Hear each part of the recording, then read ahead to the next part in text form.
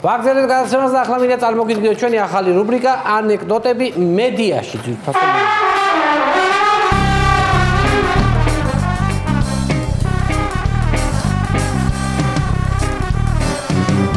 ძალიან დიდი მადლობა.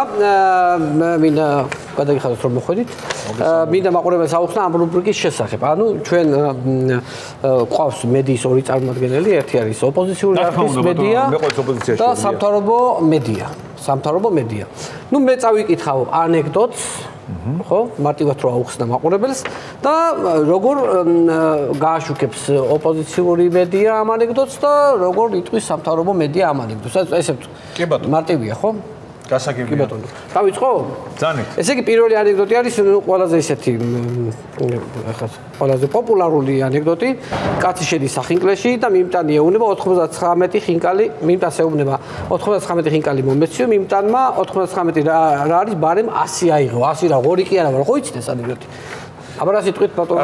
ადამიანი რომელიც სოციალურ ზღვარს ქვემოთაა, შედის სახინკლეში, რათა უკანასკნელი კაპიკებით 99 ხინკალი შეუკვეთოს. მიმტანი, რომელიც ქართული ოცნების ჩინოვნიკის ახლო ნათესავია, პროვოკაციულ შეკითხვას უსვამს. ბარემ 100 ხომ არ აგიღო. მოხერხებული გაჭირვებული ცდილობს არ შეიმჩნიოს ფინანსური უძულება და ენაკვიმატურად პასუხობს. 100 რა ღორი ხომ არ ვარო.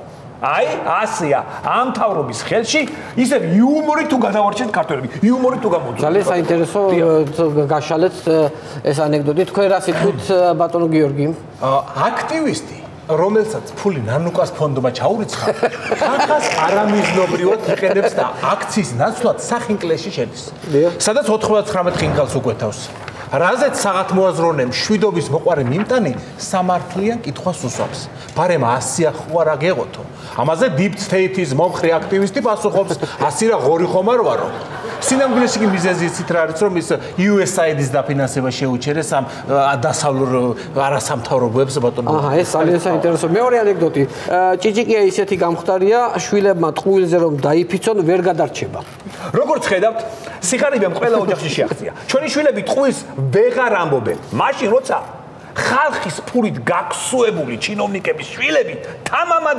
იფიცებენ ტყუილზე. აი, გამختარები ვერ იფიცებენ. შენ თქვენ მთავრობა ამ ფაქტზე პასუხისმგებლობას იხსნის, რადგან ჭიჭიკიას შვილები 13-14 წლისები არიან, რაც იმას ნიშნავს, რომ წინა ხელისუფლების დროს დაიბადნენ. ტყუილი და ტყუილზე დაფიცებაც ხო წინა ხელისუფლების ხელწერა. კი ბატონო, შემდეგი ანეკდოტი. ცხენი რეკავს ცირკში სამსახურში თუ ამიყვანთო. იმათ მაკითხეს რა შეგიძლია რომ ცხენმა უპასუხა რა შემიძლია ცხენი ვარ და ვლაპარაკობ.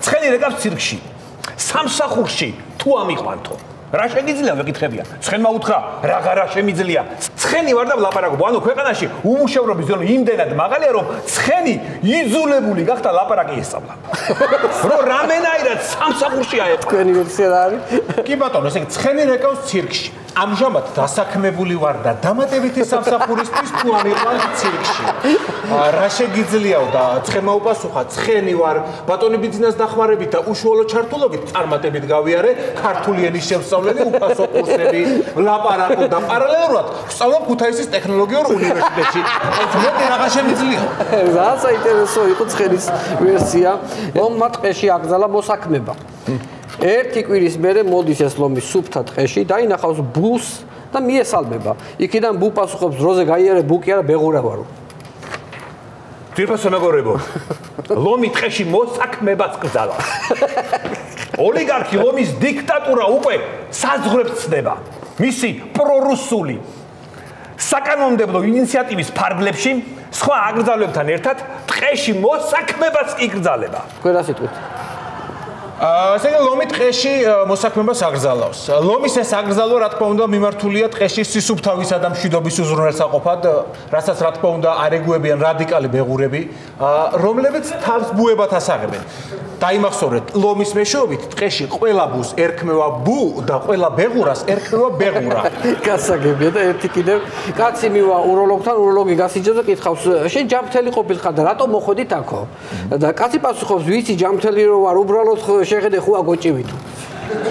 ქართული ოცნების უნიათო მმართველობის პერიოდში ხალხი ისია დამშეული, რომ სასქესო ორგანოზებს გოჭი, ხორცი და საკვები ელანდებათ მოდონება.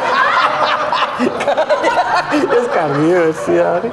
სამედიცინო სისტემა ისეა გამართული, რომ ხალხი ექიმთან არა სამკურნალოდ, არა პროფილაქტიკის მიზნით, არამედ სამარიაჟოდ დადის უბრალოდ. ვინდადი სამარიაჟოდ ხალხი რუსთაველზე დგას, ქვეყანა პრობლემებითაა სავსე და შენ რას კადრულობ საერთოდ? აი, შემომხედე ერთი რას კადრულობ? ნუ მაბულინგებ თუ შეიძლება ბოდიში. ძალიან ხუთრა უნდა დამთავრდეს საქართველოში. სამთავრობო მედიების ბულინგი. სამთავრობო მედიების ბულინგი უნდა დავამთავროთ. ნუ მაბულინგებ რა. თუ რა დავისაუბროთ გარე ბატონო.